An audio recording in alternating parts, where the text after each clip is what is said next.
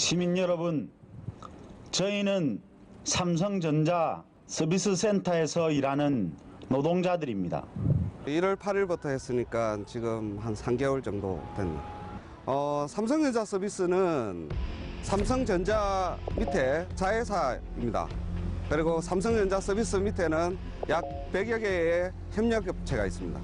그 협력업체 밑에 저희 수리 엔지니어들이 있는 겁니다. 2013년 7월에 저희가 노동조합을 결성을 하면서 삼성전자에서 처음으로 노동조합이 생겼다고 보시면 됩니다. 그동안 철저하게 저희는 언론에 외면을 당했으니까요. 저희는 몰랐습니다. 맨 처음에는. 이 노동현실이 당연하다고 받아들였습니다. 밤 12시, 그 다음 새벽까지 일을 해도 연장수당이라는 걸 받아본 적이 없습니다. 휴일에 일해도 휴일 근로수당을 받아본 적이 없습니다. 그리고 실제적으로 기본급도 저희가 지켜지지 않았습니다.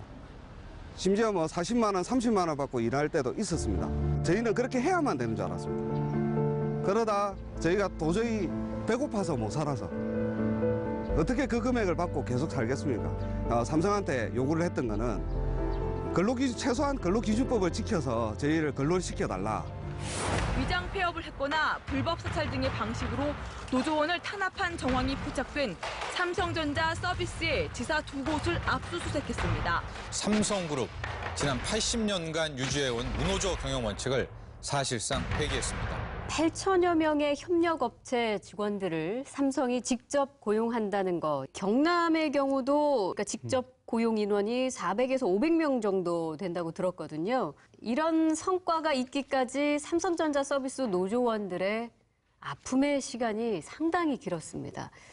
이번 삼성전자 압수수색 과정에서 드러난 문건, 일명 노조와해 마스터 플랜이라는 게 있는데 뒷조사와 체증 등 표적 감사를 통해 노조원들의 징계거리를 만들고 그래도 안 되면 경영 포기 선언과 직장 폐쇄 조치까지 감행한다는 겁니다. 저 이 뉴스 보고 굉장히 깜짝 놀랐습니다. 어떻게 보셨어요? 이게 참 예기치 않게 발굴이 돼버렸어요. 이 다스, 이제 많이 알려진 기업인데 다스의 소송 비용을 삼성이 대납해줬다라는 의혹이 있었고, 그래서 이제 다스에 관련해서 삼성전자를 압수수색하는 과정에서, 이건 다스하고 별건이죠. 노조 파괴 공작이 담긴 마스터 플랜이라는 6천여 건의 문건이 또 발굴이 되다시피 했습니다. 이 마스터 플랜이 노조와해 바이블로 통한다고 한다는 거 아니에요? 그래서 이게 2013년도에 어떤 심상정 의원이 노사 전략 문건이라고 해서 폭로가 됐었는데, 그 당시에 검찰에서 그 삼성에서 만들었다는 그런 근거가 불충분하다 이런 이유를 들어서 수사를 제대로 안 했었거든요. 그래서 이제 이게 뒤늦게 발굴이 되면서 또 최근에 언론에도 계속 연이어서 보도가 됐습니다. 창조 컨설팅이라는 방식도 있던데 그건 뭐였어요? 그 창조 컨설팅은 여러 기업에 관련된 사건에서 이름을 드러내고 있는 노무법인인데요.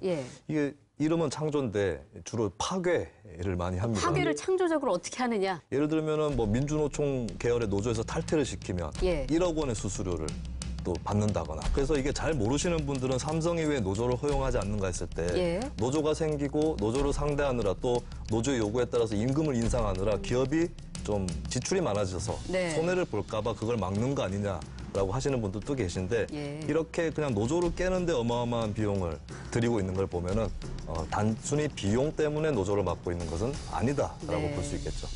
특히 또 삼성전자 서비스 노조 탄압의 특징은 아예 회사를 없애는 폐업이었거든요.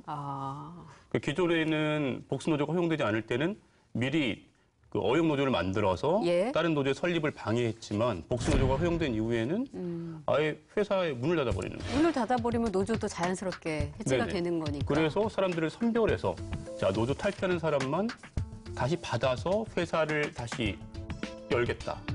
그래서 선별복직시키고, 특히 진주 같은 경우는 파업 들어가고 나서 불과 얼마 후에 경남에서 제일 먼저 회사 문을 닫습니다. 삼성전자 서비스 진주 서비스 센터가 누적된 적자로 경영 정상화가 불가능하다며 다음 달 6일자로 폐업을 결정하자 위장폐업이라고 계속 떠들고 다녔습니다만 아무도 믿어주질 않았죠. 진주가 경남에서 노조원이 한테 제일 많았습니다. 4건 다 가입을 하다 보니 바로 폐업을 시켰습니다. 저희가 폐업하고 난 지 한 2달경 지났은가 저희 마찬가지로 마산도 똑같이 폐업을 시켰습니다. 일단 저 폐업을 한 센터는 전부 다 가정집에 그 편지를 보냈습니다. 회사에서.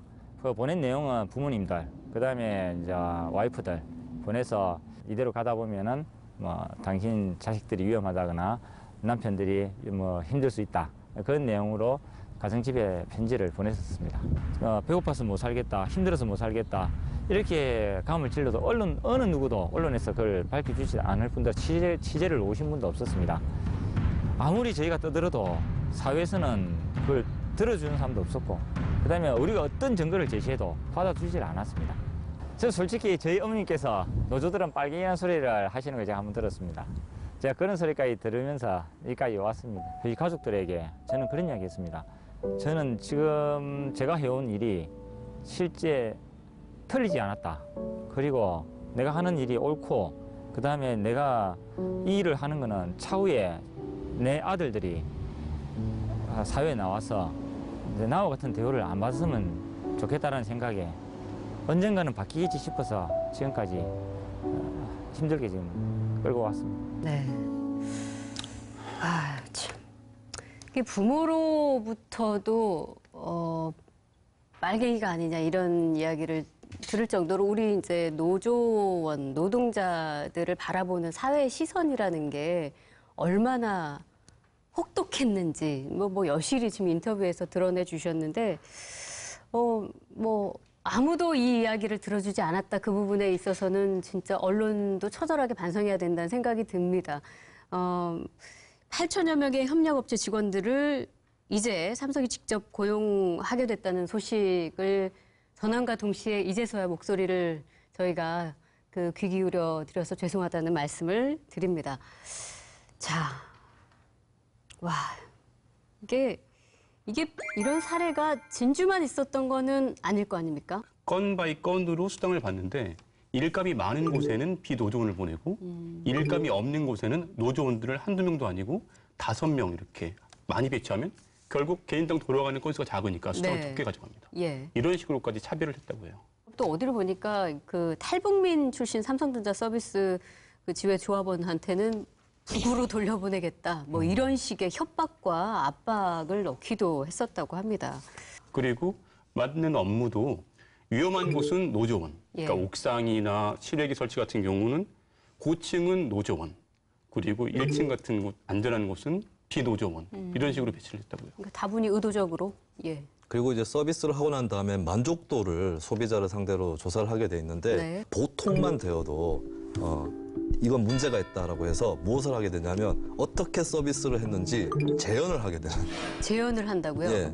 어떻게 했는지 재연해봐. 노조원들 둘에게 고객과 서비스 AS 엔지니어 역할을 상황극을 시킨다는 건가요? 그렇습니다. 그렇게 상황극을 시켜가지고 뭐가 문제가 있었는지 또 그렇게 지적을 하게 되고, 그리고 이제 서비스 질이 안 좋다라고 판명이 되면은 대책서를 작성해서 내고, 그리고 자기 비판을 하도록. 네. 어디서 많이 보던 방식인 것 같습니다만은. 그렇습니다. 예, 그런 또 사례들도 있었습니다.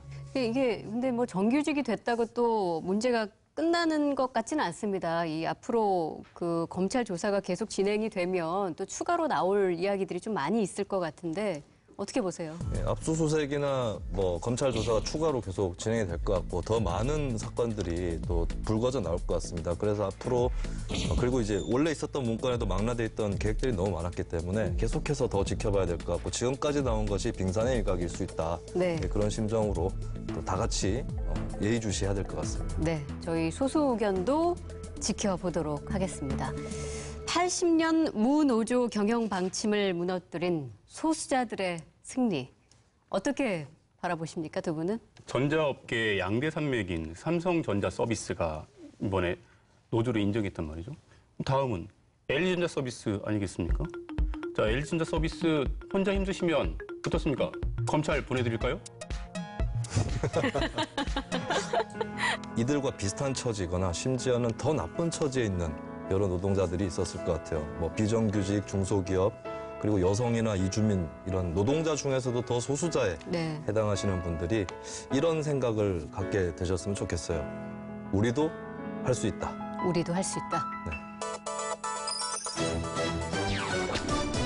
사실 이번 뉴스 뒤에는 삼성의 노조 탄압을 고발하는 유서를 남기고 34세 나이에 생을 마감한 한 서비스센터 기사의 이야기가 묻혀 있습니다. 삼성전자 서비스 양산센터에 근무했던 염호섭 씨. 살아생전 그의 마지막 월급은 41만 원에 불과했습니다. 기업은 사람이다. 인재 제의를 기업 가치로 여겨온 삼성. 그들이 말하는 또 하나의 가족은 누구일까요? MBC 경남 소수견 다음 주에도 더 낮은 자세로 찾아오겠습니다. 고맙습니다.